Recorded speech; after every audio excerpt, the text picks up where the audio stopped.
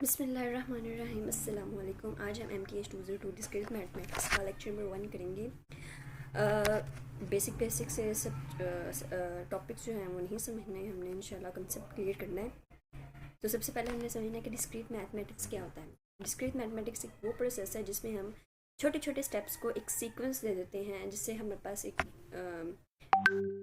Process बन जाता है। मतलब कि एक प्रोसेस होता है, एक सीक्वेंस होता है इंडिविजुअल स्टेप्स का। जिस तरह के यहाँ पर एक पिक्चर है, इसमें छोटे छोटे इंडिविजुअल स्टेप्स हैं और इसको हमने एक सीक्वेंस दिया हुआ है और ये एक डिस्क्रीट पाथ बन गया है। इस तरह इसको डिस्क्रीट मैथमेटिक्स का भी नाम दिया जाता है, जिसमें हम अलग अलग स्टेप्स को सीक्वेंस दें और अपना एक जो प्रॉब्लम है उसको सॉल्व कर लें। अब लॉजिक क्या होता है डिस्क्रीट मैथमेटिक्स में? जब भी हम किसी से बात वगैरह करते हैं तो हम दो चीज़ों पर उतरते हैं कि या उसकी बात वो ठीक होती है या तो वो उसकी बात गलत होती है। ठीक है, अब बात ठीक या बात गलत, ये दो आर्गूमेंट्स हमारी अपनी एक रियल लाइफ की एग्जांपल है। जबकि जो डिस्क्रीट मैथमेटिक्स में जो आर्गूमेंट्स हैं वो हमारे पास दो किस्म के होते हैं, एक इनवैलिड होता है और एक वैलिड आर्गूमेंट होता है। सिंपल स्टेटमेंट क्या होता है कि एक वो स्टेटमेंट होती है जिसमें हमारे पास डिक्लेरेटिव सेंटेंस होता है। एक डिक्लेरेटिव सेंटेंस का मतलब है कि एक डिक्लेयर किया हुआ सेंटेंस होता है कि क्या वो ठीक है, क्या वो गलत है, मतलब ट्रू और फॉल्स पर आता है। तीसरी हमारे पास कोई स्टेटमेंट नहीं आती है। अब स्टेटमेंट को हम रेफर करते हैं प्रोपोजिशन से भी, मतलब कि प्रोपोजिशन जहाँ पर आएगा उसको हम स्टेटमेंट कह देंगे, जहाँ पर स्टेटमेंट यूज़ होगा वो एक प्रोपोजिशन। अब स्टेटमेंट हमारे पास क्या है कि या वो ट्रू होगी या वो फॉल्स होगी। जैसे कि ग्रास क्या है, एक ग्रीन है, ग्रास इज ग्रीन, तो ये ट्रू है, तो इसका मतलब क्या है कि प्रोपोजिशन है। अब 4+2=7 है, ज़रूरी नहीं कि हमारे पास ट्रू ही प्रोपोजिशन हो, हमारे पास ट्रू या फॉल्स ये दो ऑप्शन हैं। अगर ये दो ऑप्शन आपकी एक स्टेटमेंट में लाई कर रहे हैं तो इट्स मीन्स कि वो आपकी एक स्टेटमेंट है, अदरवाइज वो स्टेटमेंट या प्रोपोजिशन नहीं है। अगर वो ट्रू है तो उसकी ट्रूथ वैल्यू क्या होगी, ट्रू होगी, जिसको हम टी से डिनोट करते हैं। ठीक है, अगर वो फॉल्स है तो उसको हम एफ से डिनोट करेंगे। ओके, उसके बाद हमारे पास आ जाती हैं कुछ एग्जांपल्स, देख लेते हैं जिसकी वजह से ज़्यादा कंसेप्ट क्लियर हो जाएगा। -1 इज़ ग्रेटर देन 0 तो कि एक स्टेटमेंट है, जैसे कि x+y=12 है, तो एक स्टेटमेंट है क्योंकि हमें नहीं पता कि x इसमें क्या है और y इसमें क्या है। अब कंपाउंड स्टेटमेंट हमारे पास आया था। कंपाउंड स्टेटमेंट क्या है कि एक ऐसी स्टेटमेंट है जिसमें हमने सिंपल स्टेटमेंट्स को जोड़ देना है। सिंपल स्टेटमेंट्स को जब हम जोड़ देते हैं ना तो वो एक कंपाउंड स्टेटमेंट बन जाती है। ठीक है, अब उसके बाद जैसे कि 3+2=5 है। अब 3+2=5 हमारे पास एक सिंपल स्टेटमेंट है और Lahore is a city in Pakistan भी एक सिंपल स्टेटमेंट है, लेकिन इसके दरमियान हमने एक लॉजिक कनेक्टिव डाल दिया है एंड और तीन किस्म के लॉजिकल कनेक्टिव्स होते हैं, पहले आपने याद रखना है। अब इसको हम किसी भी एक स्टेटमेंट के अंदर डाल सकते हैं। इन तीनों को एक स्टेटमेंट में भी पुट कर सकते हैं और अलहदा अलहदा करके टू और मोर स्टेटमेंट्स में भी पुट कर सकते हैं। ठीक है, और जैसे कि हमारे पास ये एंड है, एंड क्या है, एक लॉजिकल कनेक्टिव है, और क्या है, एक लॉजिकल कनेक्टिव है, नॉट क्या है, एक लॉजिकल कनेक्टिव है। दो कंपाउंड स्टेटमेंट दो सिंपल स्टेटमेंट्स के दरमियान लॉजिकल कनेक्टिव को लगा कर कंपाउंड स्टेटमेंट बना दिया जाता है। अब फॉर एग्जांपल यहाँ पर एग्जांपल के तौर पर हमारे पास पी और क्यू दो स्टेटमेंट्स हैं जिसमें कहा गया कि Islamabad is the capital city of Pakistan और क्यू एक 17 इज़ डिविजिबल बाय 3। तो क्या ये ट्रू है या फॉल्स है? और ये हमारा मसला नहीं, सॉरी, यही हमारा मसला है कि क्या ये ट्रू है, क्या ये फॉल्स है। अगर ये फॉल्स है तो भी स्टेटमेंट है, अगर ट्रू है ये भी स्टेटमेंट है। ठीक है, कनेक्टिव इंडिकेशन नॉट, इसको हम इस तरह से डिनोट करते हैं।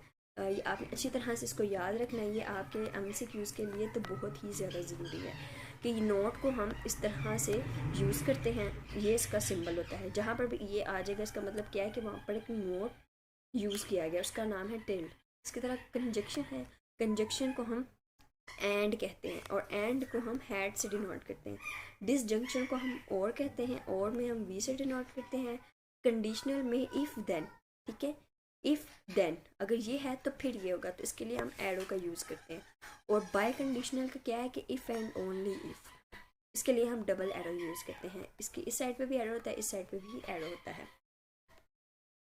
ओके, उसके बाद हमारे पास कुछ एग्जांपल्स आ जाती हैं कि हमारे पास ये दो स्टेटमेंट्स हैं पी और क्यू की। अब पी एंड क्यू आ गया हमारे पास। अब पी एंड क्यू हमने पहले पी स्टेटमेंट लिखनी है और फिर हमने क्यू स्टेटमेंट लिखनी है। इन दोनों के दरमियान हमने एक लॉजिकल कनेक्टिव लगा देना है क्यू का। इस तरह पी और क्यू है। ठीक है, पी और क्यू। अब पी और क्यू में हमने क्या करना है कि दोनों स्टेटमेंट्स लिखनी है, पी भी लिखनी है और क्यू भी लिखनी है, दरमियान में लॉजिकल कनेक्टिव और लगा देना है, ठीक है। एंड सॉरी पी, अब ये हमारे पास क्या है, ये हमारे पास नेगेशन का निशान है। अब नेगेशन जो है वो हमारे पास एक स्टेटमेंट में यूज़ होता है, जबकि जो एंड और है ना, ये दो स्टेटमेंट्स के दरमियान यूज़ होते हैं, 2 या 3 स्टेटमेंट्स के दरमियान, मतलब दो स्टेटमेंट या 2 से ज़्यादा। लेकिन जो नेगेशन है ना वो सिर्फ और सिर्फ एक स्टेटमेंट के लिए यूज़ होता है, ये अपनी याद रखना है, ठीक है। अब जैसे कि पी है ना, तो देखा जाए यहाँ पर नेगेशन अकेला लगा हुआ है। अब दो स्टेटमेंट्स के दरमियान तो नहीं ना आ सकता, मैं यहाँ पर इस तरह तो नहीं लिख सकती Islamabad is the capital city of Pakistan, not 17 is divisible by 3, okay. फिर उसके बाद it is not by 2, it is not a hot day, तो हमारे पास नेगेशन पी आ जाता है। इस तरह इट इज़ हॉट और सनी, अब और जो है वो दो स्टेटमेंट्स के दरमियान में आया है। इट इज़ नाइदर हॉट और नॉट सनी, मतलब कि दो स्टेटमेंट्स के दरमियान हमारे पास एंड आ गया है, लेकिन एक स्टेटमेंट के साथ हमारे पास नेगेशन लगा हुआ है। पहले नेगेशन का मतलब क्या है कि सबसे पहले हम इस स्टेटमेंट को नेगेशन मतलब नोट लगाना है, एंड देन हमने फिर दोनों स्टेटमेंट्स के दरमियान में एंड यूज़ करना है, ओके। उसके बाद हमारे पास आ जाता है यहाँ पर ट्रांसलेटिंग अ सिंबल, वैसे ही मतलब प्रैक्टिस के लिए बताया गया, आप देख लीजिएगा। ट्रूथ टेबल क्या होता है, truth table specifies the truth value for compound. ये ट्रूथ टेबल क्या है कि हमारे पास किसी भी कंपाउंड स्टेटमेंट की ट्रूथ वैल्यू को शो करता है, या तो वो ट्रू है या तो वो फॉल्स है, ठीक है, तीसरी कोई हमारे पास वजह नहीं बनती। अब नेगेशन में हमारे पास यहाँ पर देखा जाए कि if p is a statement variable then negation p, मतलब कि not p is denoted by this, उसको हम इस तरह से डिनोट करते हैं। अब पी है, अगर तो उसकी वैल्यू ट्रू है तो वो फॉल्स हो जाएगी, फॉल्स है तो वो ट्रू हो जाएगी, ओके। कंजक्शन है, दो स्टेटमेंट्स के दरमियान यूज़ होता है एंड, तो ट्रू ट्रू ट्रू होता है, जबकि हमें पता है कि एंड जो हमारे पास स्टेटमेंट है उसको हम डॉट स्टेटमेंट कहते हैं, डॉट स्टेटमेंट। और डॉट में हमारे पास क्या होती है, मल्टीप्लिकेशन होती है। तो for example true true true है, अगर ट्रू फॉल्स तो फिर होगा फॉल्स, मतलब कि जैसे कि हम अपने उसमें करते होते थे पिछले सब्जेक्ट्स में, मुझे नाम नहीं याद आ रहा, करते होते थे 1 1 0 0, इस तरह से 0 1 0 1। तो हमने जब यहाँ पर इसमें एंड स्टेटमेंट यूज़ की थी ना, तो हमारे पास 1 1 1 0 1 0 कुछ इस तरह से ही था, एक मिनट से एंड 1 0 1 0 1 1 0 0 1 0 1 0। तो जब हमने इसमें एंड स्टेटमेंट जब हमने पुट करनी थी ना, तो एंड का मतलब होता है डॉट, मैंने तो इस तरह से याद किया हुआ है कि एंड का डॉट मतलब होता है, और डॉट को हम मल्टीप्लाई कहते हैं। तो 1 1 द 1 होता है, अगर 1 को 0 से मल्टीप्लाई कर देंगे तो 0 आ जाएगा, और इस तरह 0 को मल्टीप्लाई करेंगे 0 आ जाएगा, इस तरह 0। तो 1 को आप ट्रू कह दो और 0 को आप फॉल्स कह दो। तो अगर हमारे पास एक भी स्टेटमेंट फॉल्स होगी ना, तो आंसर हमारे पास क्या होगा, फॉल्स ही होगा, ठीक है, ओके। आगे हमारे पास डिसजंक्शन और इंक्लूजन आ जाता है, हम इसको डिसजंक्शन भी कहते हैं और इसको हम इंक्लूजन और भी कहते हैं, दो नेम है, आपने इसको याद रखना। MCQs में अच्छा खासा पूछा जाता है इसके अबाउट कि डिसजंक्शन को हम दूसरे नेम में क्या पुकारते हैं, वो इंक्लूसिव और पुकारते हैं, ओके। अब और में क्या होता है कि हम प्लस करते हैं, और का जो सिंबल होता है वो प्लस का होता है। तो ट्रू ट्रू ट्रू, अगर एक भी फॉल्स है मतलब एक भी ट्रू है तो आंसर हमारे पास क्या होगा, ट्रू होगा, और अगर दोनों फॉल्स हैं तो आंसर हमारे पास फॉल्स होगा, ठीक है। ये हमारे पास लेक्चर नंबर 1 हो गया, ओके। लेक्चर नंबर 2 भी मतलब 1 की ही एक्सप्लेनेशन है, उसको ज़्यादा सॉल्व किया हुआ है इन्होंने। मेरे पास नोट्स हैं, हम नोट्स को देख लेते हैं। अब नोट्स में यहाँ पर क्या कहा गया है, नोट्स ये हमारे पास डिसजंक्शन आ गया है। नोट्स का मैं लिंक नीचे दे देती हूँ आपको, आप वहाँ से डाउनलोड कर लीजिएगा। मैंने यहाँ पर देखिए, यहाँ पर लिखा भी हुआ है कि जो इसको है हम एंड को हम डॉट से डिनोट करते हैं, और जो डॉट जो और है उसको हम प्लस से, इसका निशान प्लस का होता है। ये आप नोट्स पढ़ लीजिएगा, बाकी सब कुछ मैंने आपको समझा दिया, ओके। ये एक्सक्लूसिव और है, इस एक्सक्लूसिव और को हम इस तरह से डिनोट करते हैं, सर्कल के अंदर प्लस लगा कर, ठीक है। पी और q but not both written as, ये लेक्चर नंबर 2 मेरे ख्याल से स्टार्ट हो गया। हाँ लेक्चर नंबर 2 ही है, लेक्चर नंबर 2 ही स्टार्ट हुआ है। लेक्चर नंबर 2 में हमारे पास क्या है, जस्ट हमने यही देखा है कि ये जो एंड है उसको हमने डॉट में लिखा हुआ है और जो और है उसको हमने प्लस में कहा हुआ है। और ये ट्रूथ टेबल है, ट्रूथ टेबल कुछ इस तरह से सॉल्व किया गया कि ट्रूथ टेबल में ट्रू ट्रू ट्रू होती है। लेकिन ज़रा इसी में देखते हैं, यहाँ से समझ आएगा। दो स्टेटमेंट्स हमारे पास दी गई है, एक पी की स्टेटमेंट दी गई है और एक क्यू की स्टेटमेंट दी गई है। सबसे पहले हमारे पास नेगेशन पी आया है, तो हमने सबसे पहले नेगेशन पी को सॉल्व करना है। इसका मतलब क्या है कि पी में अगर जो ट्रू है वो फॉल्स में चेंज हो जाएगा और जो फॉल्स है वो ट्रू में चेंज हो जाएगा। तो ये हमारे पास नेगेशन पी आ गई है, ठीक है। और अच्छा, तो यहाँ पर ना मैं टेबल ड्रॉ करते हैं यहाँ पर एक, जिसमें हमारे पास यूज़ हो जाएंगे नेगेशन पी। क्या था, नेगेशन पी था, नहीं यहाँ नहीं था, सॉरी इधर था, नेगेशन पी एंड क्यू, ठीक है। अब नेगेशन पी एंड क्यू का टेबल यहाँ पर ड्रॉ करते हैं। सबसे पहले पी क्यू नेगेशन पी के, बस हमें यही ज़रूरत है इसकी के रेज नेगेशन पी एंड क्यू।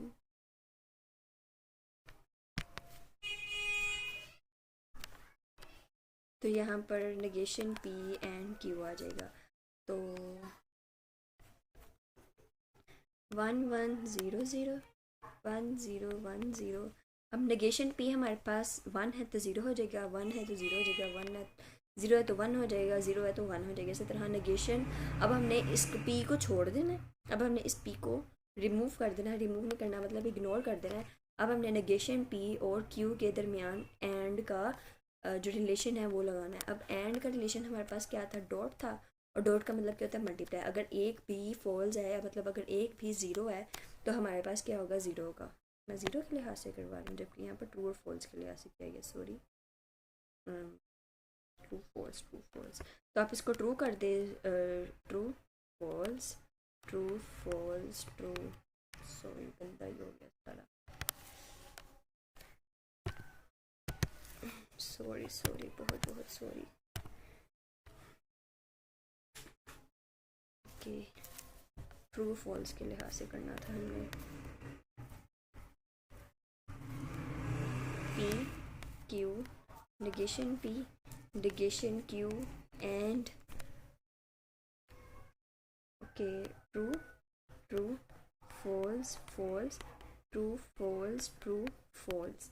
तो यहाँ पर ट्रू था, यहाँ पर क्या आ जाएगा, फॉल्स। ट्रू था, यहाँ पर क्या आ जाएगा, फॉल्स। फॉल्स था तो यहाँ पर आ जाएगा ट्रू, और यहाँ पर भी फॉल्स था तो यहाँ पर क्या आ जाएगा, ट्रू।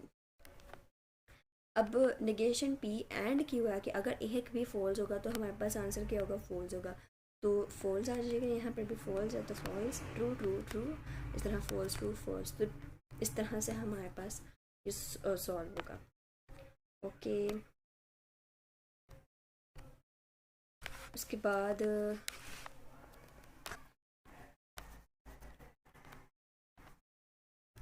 नीचे नीचे ये हमारे पास लेक्चर नंबर 1 ही है सारा, मैंने नोट्स में शॉर्ट हो जाता थोड़ा सा। तो यहाँ पर हमारे पास यूसेज ऑफ और लिखा हुआ है, पी और क्यू, हम इसको पी एंड क्यू भी इस तरह से भी लिखते हैं। इफ़ वन स्टेटमेंट, अगर हमारे पास वन स्टेटमेंट ट्रू है तो कंडीशन क्या होगी, ट्रू होगी। सिंबल हमारे पास इसका ये रहा। एक्सक्लूसिव और को हम किस तरह से नोट करते हैं कि पी और q but not written as, हम इसको इस तरह से लिखते हैं, ठीक है, पी और क्यू बट नॉट बोथ, दोनों नहीं एक ही, लेकिन इसको हम इस तरह से लिखते हैं कि पी और Q and negation P and Q. ये आप एम सी क्यूज़ का याद रखना, ये एम सी क्यूज़ में आ जाते होते हैं। इसको हम एक्सक्लूसिव और भी कहते हैं। इसको हम कुछ इस तरह से पढ़ते हैं कि पी और क्यू एंड नेगेशन या and not P and Q. मैंने ऊपर लिखा भी हुआ है कि पी और क्यू, और में हमारे पास आगे ये सिंबल आ जाता है, फिर एंड एंड का ये सिंबल आ गया, नोट के ऊपर नेगेशन पी एंड क्यू। आप इनके सिंबल्स अच्छी तरह से याद रख लो, आपका ये जो स्टेटमेंट में लिखने वाला है वो वैसे ही सॉल्व हो जाएगा आसानी से। इसको हम इस तरह से भी पढ़ते हैं कि पी इस तरह से सर्कल में प्लस का निशान और क्यू। अब इसमें हमारे पास क्या है, अगर आपके पास दोनों स्टेटमेंट्स ट्रू हैं या दोनों स्टेटमेंट फॉल्स हैं तो आपका आंसर क्या होगा, कि ट्रूथ वैल्यू क्या होगी, वो फॉल्स होगी। मतलब अगर दोनों आंसर्स हमारे पास, मतलब both are true then answer is false, if both are false then answer is also false. ठीक है, कुछ ये प्रूफ आ जाता है हमारे पास। ये प्रूफ वैसे पेपर्स में नहीं बिल्कुल आते हैं, लेकिन आप फिर भी इनको एक बार देख लीजिएगा, प्रूफ पेपर्स में नहीं आते। लॉजिकल इक्विवेलेंस क्या है, कि लॉजिक के लिहाज से इक्विवेलेंट करना। इफ़ टू लॉजिकल एक्सप्रेशंस, अगर हमारे पास दो लॉजिकल एक्सप्रेशंस है, लॉजिकल वैल्यूज़, हमारे पास लॉजिकल वैल्यूज़ हैं, तो हम उसको लॉजिकल एक्सप्रेशन जो है वो लॉजिकल इक्विवेलेंट होता है। अब इसका मतलब क्या है, कि अगर हमारे पास पी नेगेशन जो है वो पी के बराबर नहीं होता, अगर हम डबल नेगेशन लगा लें तो वो पी के बराबर है। कैसे, अब पी ट्रू है, जब नेगेशन लगा दिया हमने तो वो फॉल्स हो जाएगा। अब जब हमने इस पर दोबारा नेगेशन अप्लाई की तो फॉल्स को ट्रू में चेंज, फॉल्स जो है वो ट्रू में चेंज हो जाएगा।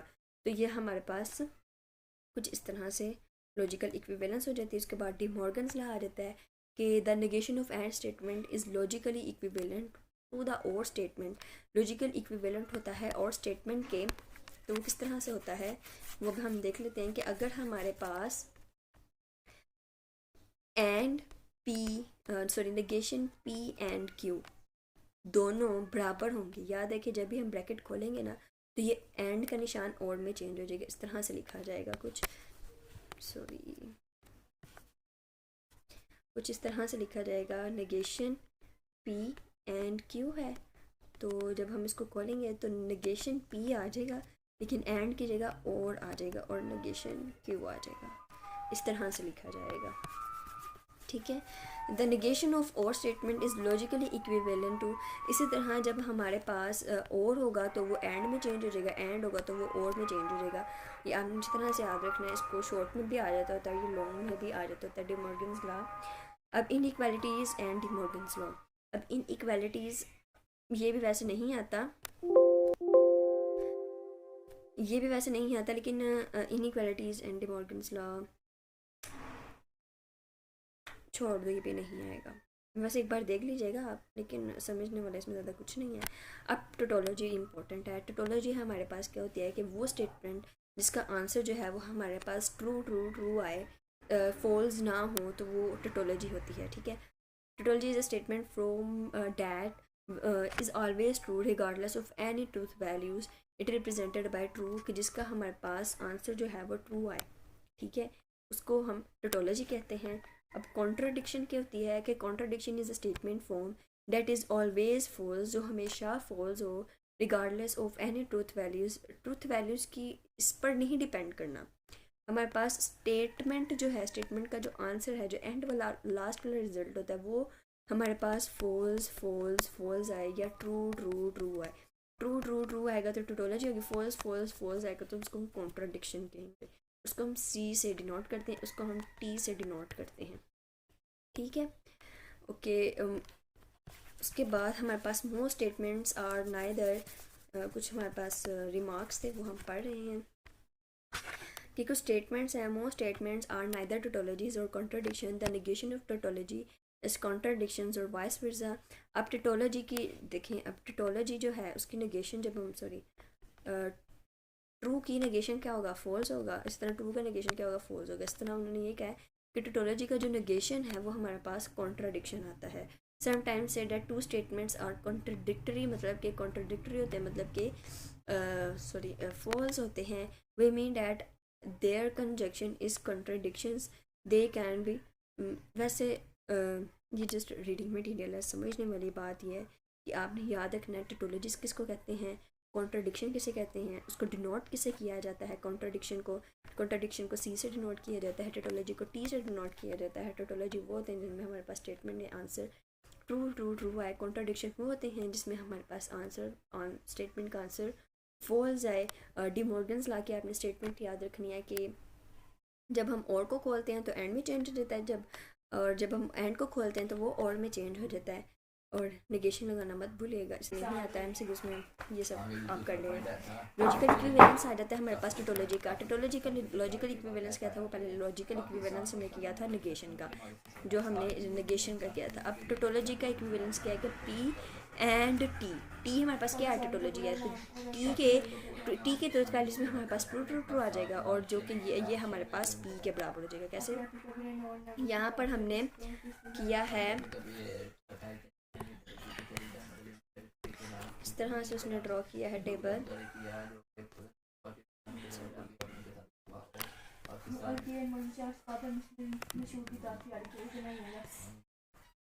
क्या था, P एंड T,